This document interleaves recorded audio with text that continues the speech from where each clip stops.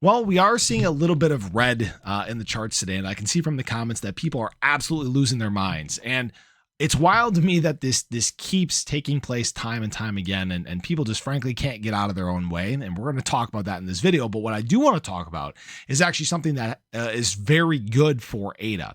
We actually had a big announcement about something coming next week that will dictate the future of the Cardano ecosystem. So we're going to discuss that a lot more in this video. So if you guys are new or haven't already, show your support for the channel down below. Hit that subscribe button, that bell. It's free to do. It'll keep you updated anytime there's new content live here on the channel.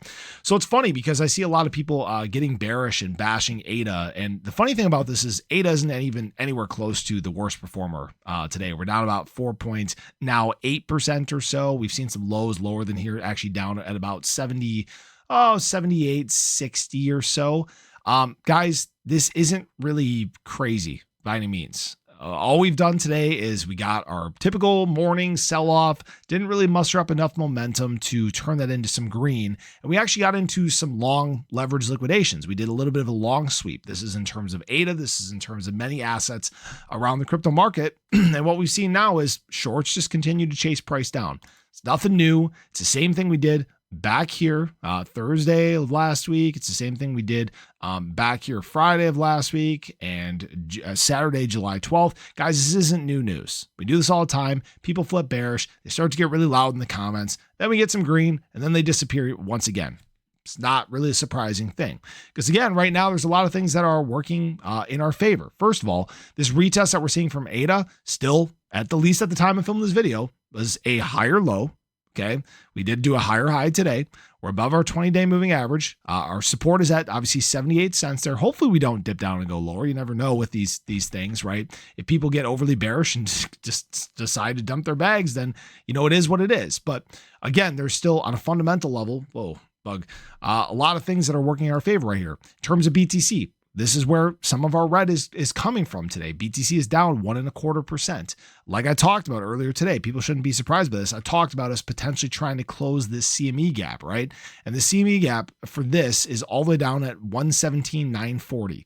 As far as low as we got on today's daily candle, or now technically yesterday's daily candle, was 118,295. So we got fairly close to closing this, didn't close it all the way. That's kind of where we're at right now.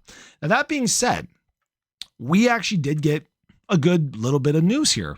And that was that we are next week going to hear the unveiling of the date for the Glacier airdrop. Wow, I almost lost my train of thought. So this was coming from an interview that Charles Hoskinson did with Jason Yanowitz.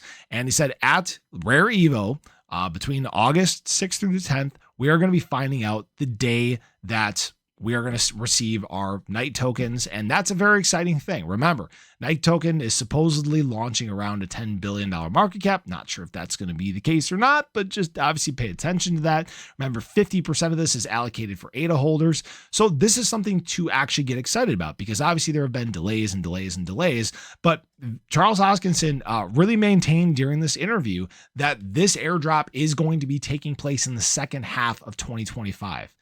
Guys, that's within the next, 5 months here? It's a pretty big deal. Something to get excited about. Again, it's something that we could even see give us maybe a little bit of a boost in terms of momentum. Maybe that vertical move like we were talking about earlier, maybe it helps create that. Who knows, okay? And I saw some people joking about vertical downside moves today.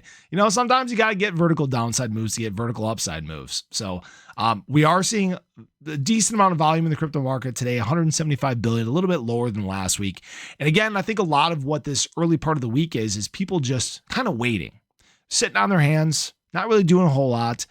People want to find out what the data is going to look like from the GDP report. They want to find out what the Fed is going to say, not necessarily in regards to interest rate decreases here in July, but about the sentiment moving forward. They want to find out what the PC report is going to give. They want to find out what the White House crypto report is going to give us.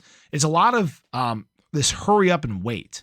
And so right now, people are taking some precautionary profits, and I don't blame them. It's not really a surprising thing, guys. This isn't the first time we've gone into a big week of crypto news. And it's just a question of, does that news come out positive? Does it come out negative? But at least for the Cardano ecosystem, we got some positivity this week. So I just want to share it with you guys. I appreciate you as always. We'll see what happens as we accelerate into tomorrow and Wednesday. Wednesday is going to be the big day, guys. So appreciate you. Have a great day. Show your love below. Catch you guys in the next one. Take care.